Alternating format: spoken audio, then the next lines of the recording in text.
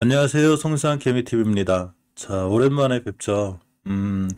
재작년부터 1년을 숨가쁘게 하루에 동영상 막 3~4개씩 찍으면서 1년 이상 지나오다 보니까 이번 연휴가 꽤 길더라고요. 그래서 이번 연휴는 맘먹고 한 5일 정도 푹 쉬자 해가지고 또 재충전의 기회를 가졌습니다. 한 5일 정도 또 영상도 한번 안 올리고 푹 쉬는 바람에 많은 시청자분들이 무슨 일이 있느냐라는 얘기도 있었는데 그게 아니고 한 5일 정도는 영상을 좀 업로드도 안 하고 좀 푹 쉴 수 있는 이런 나름대로의 충전 시간을 가져봤습니다. 미국 증시가 한 3개월간 잘 올라갔죠. 저도 이제 약간 주식도 덮고 그러고 영상도 덮고 푹 쉬면서 가끔 체크만 했는데 3개월간 잘 올라가면서 오늘 우리나라 설이 끝나자마자 증시에 좋은 영향을 좀 주고 있습니다. 음, 매일 살펴보는 이제 HLB 그룹주들을 보고 있는데요. HLB가 제일 관련이 좀 깊은 게 사실은 나노젠 나노코박스 얘기가 좀 있죠. 사실 HLB 자체적으로 리보세라닙에 대한 강력한 무기도 있긴 한데 예전에 HLB가 크게 올라가는 이런 역할을 해줬던 것 중에 하나가 나노젠 나노코박스고 지지부진한 승인과 함께 또 그 실망감을 안겨주면서 예전에 나노코박스 관련된 이슈로 올라갔을 때보다도 더 심하게 좀 떨어지는 이런 상황까지 와 있습니다. 특히 예전에 모든 좋았던 이런 것보다도 이제 지수가 무너지면서 크게 떨어져 있었는데 자 오늘은 좀 반등을 해주고 있습니다. 이 나노젠 나노코박스에 대한 얘기가 조금 있죠. 지금 이 3월 정도에 출시할 수 있다는 또 예상이 나오고 있는데 항상 뉴스는 참고사항으로 보는 게 제가 좋다고 그랬죠. 아, 저런 기사들이 있구나. 아, 저렇게 될 수 있구나라는 게 좋습니다. 무조건 맹신한다거나 이렇게 보기보다는 뉴스는 참고 정도로 보고 나머지는 전체적인 추세 같은 거를 같이 보는 게 중요해요. 자, 어쨌거나 이 나노코박스 백신 3월 출시 얘기가 좀 있는 게 이제 베트남 언론 단트리라고 있는데 이 단트리에 따르면 이제 2일날 이 보건부 산하 백신 및 의학생물연구소 소장이 드엉하고 타이라고 있는 것 같아요. 그래서 그분이 나노코박스 백신이 오늘 3월부터 널리 사용될 예정이고 이런 코비박스 백신 아이박이죠. 이거는 이제 4월에 사용될 수 있다고 좀 이렇게 전했고 나노코박스 백신은 그동안 잘 알려진 것처럼 이제 이 안전성 외에도 부작용이 꽤 없는 걸로 알려져 있죠. 또 상원에서 보관할 수 있기도 합니다. 만약에 3월에 나오면 이제 베트남에서 가장 빠른 이제 이 메이드 인 베트남 백신이 되죠. 또 대량 백신 접종도 좀 이루어질 수 있게 될 수 있습니다. 음, 이 베트남에 나오는 나노코박스 가격이 꽤 저렴한 걸로 알려져 있죠. 또 이런 전염병, 이 코로나 같은 걸 예방하기 위해서 합리적인 가격으로 대규모 백신을 생산할 수 있는 충분한 능력이 있다고 이렇게 덧붙이기도 했습니다. 자, 어쨌거나 나머지 나노코박스가 3월달 승인 소식이 있긴 있지만 어쨌거나 꼭 승인이 잘 나서 HLB 주가들의 전체적인 좋은 영향을 미쳐주었으면 하는 게 바람입니다. 어쨌거나 미국 증시 훈풍이 입어서 코스피 시장도 좋고 자 삼성전자, SK하이닉스 같은 대표 주식들도 좋습니다. HLB 그룹들도 전체적으로 이제 좋은 모습을 보여주고 있는 게 천만 좀 다행이고요. 먼저 추세를 먼저 보면 이제 2월달 월봉의 새로운 시작이죠. 자 보시게 되면 저번 달에 60개월선을 강하게 깨놓음으로 인해서 60개월선과 5개월선이 새로운 저항선이 됐기 때문에 오늘 5개월선까지 가는 이런 과정이 있고 꼬리를 달았습니다. 투자자의 동향을 잠깐 살펴보면 그동안 이제 예전에도 제가 말씀드렸던 주식이 떨어지면서 그 외국인이 바른 게 아니죠. 외국인들이 오히려 매수를 했고 개인들만 홀로 매도를 했는데 이 매수 부분이 아무래도 쇼커버링 부분이 되지 않나 싶고 기관들도 강하게 며칠 동안 계속 매수해 주었습니다. 대차거래 이제 공매도에 좀 영향을 미치는 대차거래 부분을 좀 살펴보면 이렇게 신규 수량이 엄청 많이 늘진 않아요. 3만 주, 19만 주 이렇고 오히려 상한 수량 이틀 동안 꽤 강하게 이루어졌죠. 큰 금액이 상한이 됐고 대신에 공매도는 HLB는 전혀 약해지지 않죠. 주 타겟이 되고 있기 때문에 코스닥 150에 집중되어 있는 공매도가 HLB도 역시 집중이 돼 있다 보니까 역시 나름 공매도는 꾸준히 나오고 있지만 그래도 비교적 이 신규 수량, 대차 거래가 좀 줄어들고 상한 수량이 좀 많아지는 게 그나마 좀 다행이라고 볼 수 있습니다. HLB 생명과학도 보시게 되면 그동안 주가가 떨어질 때 이렇게 전체적으로 외국인들이 매수를 해줬고 기관과 금융차 다 매수했는데 결국 개인만 홀로 매도를 한 거죠. HLB 생명과학의 대차 거래 상황을 좀 보면 역시나 이렇게 신규 수량보다는 상한 수량이 제법 많아진 걸 볼 수 있습니다. 좀 다행이죠.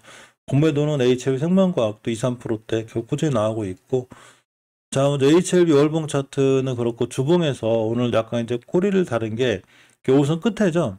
역시나 돌파 안착해줄 때까지는 추세가 안정적으로 돌아선 게 아니기 때문에 아직은 추세 전환이 이루어지지 못한 게 객관적인 모습이고, 자, 일봉에서는 먼저 일단 21선까지 떴다 떨어졌습니다. 하락 추세가 멈춰지는 241선을 기준으로 꽤 밑으로 떨어져 있기 때문에 자, 이제 돌아갈 때도 되지 않았나 이런 생각을 좀 해보는데, 죄송합니다. 해보는데 이때 이제 떨어졌죠. 이렇게 떨어졌기 때문에 깨고 옆으로 가는 구간, 이런 구간들이 충분히 있을 수 있고, 지금부터는 옆으로 가는 구간들이 중요하겠죠. 이 5분간 동안 전부 다 이제 이 개인들이 홀로 매도했기 때문에 역시나 앞으로 좀 상승할 확률이 꽤 있습니다.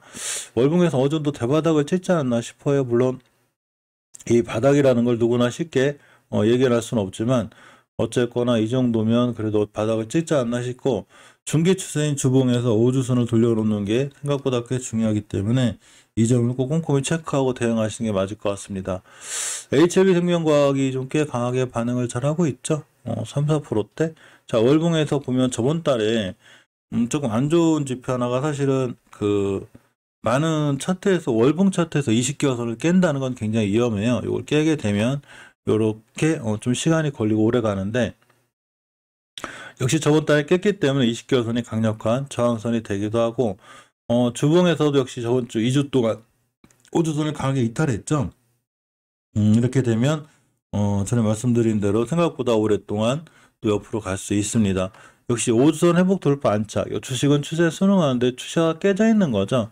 이걸 돌려놓는 시간이 좀 필요한 거고, 자, 일봉에서도 이제 나노코박스 소식과 함께 잘 급등하긴 해줬는데 240에서 최초 깼기 때문에 여기서 바로 땅 급등한다기보다는, 물론 급등할 수도 있지만 좀 시간이 걸려서 옆으로 가는 이런 기간들이 될 것 같습니다.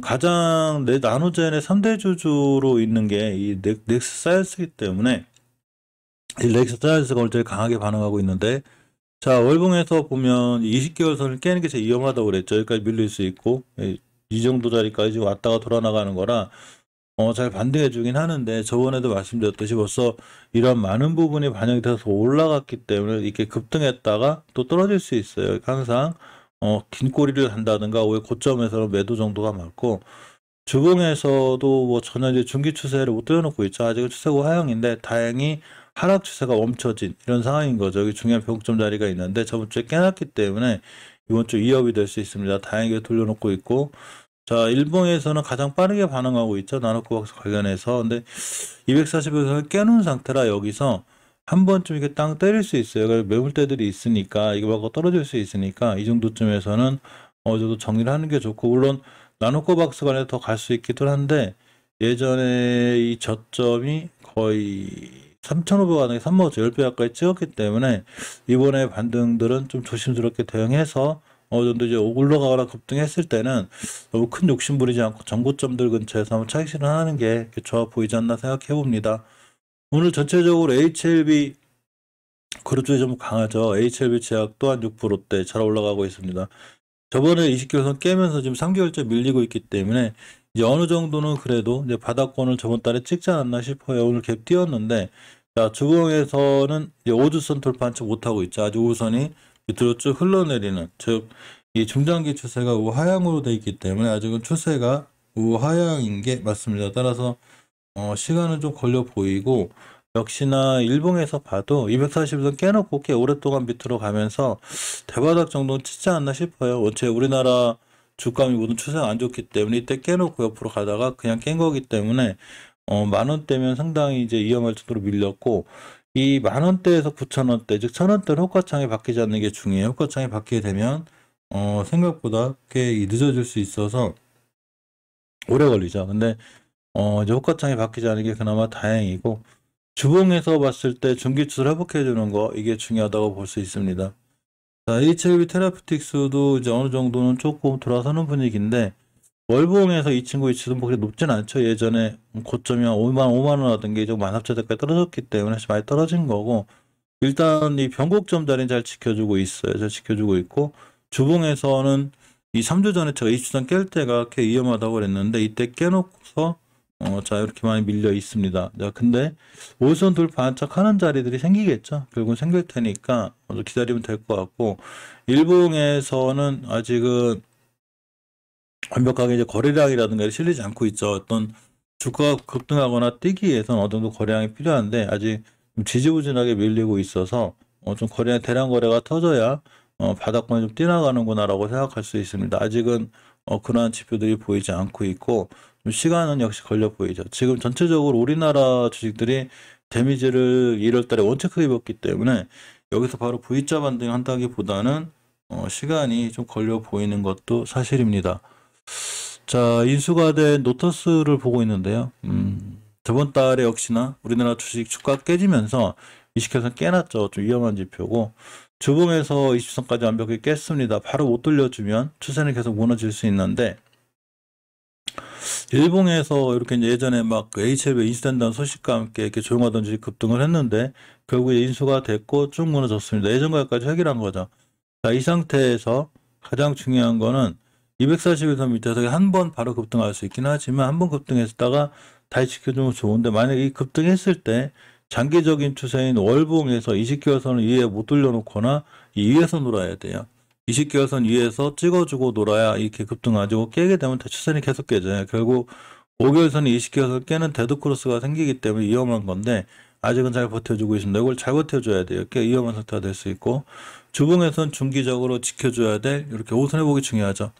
깨게 되면 5선 회복이 중요해서 이렇게 이런 자리들이 꽤 필요합니다. 이렇게 예전에도 5선 강하게 깼다가 돌파해주고 나가면서 이런 모습을 보였기 때문에 반드시 그러한 자리들까지 기다려야 되고, HLB 파워가 그래도 그동안 제일 좋았죠. 월봉에서 보면 중요하게 지켜줘야 돼. 20개월 선에 제가 자리가 중요하다고 그랬죠. 그걸 잘 지켜주고 돌아나가지고 있는 입장이고, 자, 주봉에서도 이렇게 20주선 위에 있습니다. 일봉에서 보게 되면 이렇게 이제 21선 요 위에 자리 있고 5일선 위에 있는데, 이러한 자리들을 깨지 않고 잘 지켜주고, 특히 장기적인 추세인 20개월 선을 잘 지켜주고 돌아 나가고 있고, 주봉에서도 중기적인 추세를 지켜준 20선, 5선 위에 있기 때문에 그래도 HLB 파워가 나름 제일 좋고, 이때 이제 대량 거래가 좀 들어왔죠. 들어왔기 때문에 조용하던 주식이 이렇게 굉장히 조용하던 주식이었죠. 이게 오랫동안 굉장히 거래량도 없고 지지부진하다가 드디어 대량 거래가 빵 터졌기 때문에 이런 주식들은 21선 근처, 5일선 근처에서는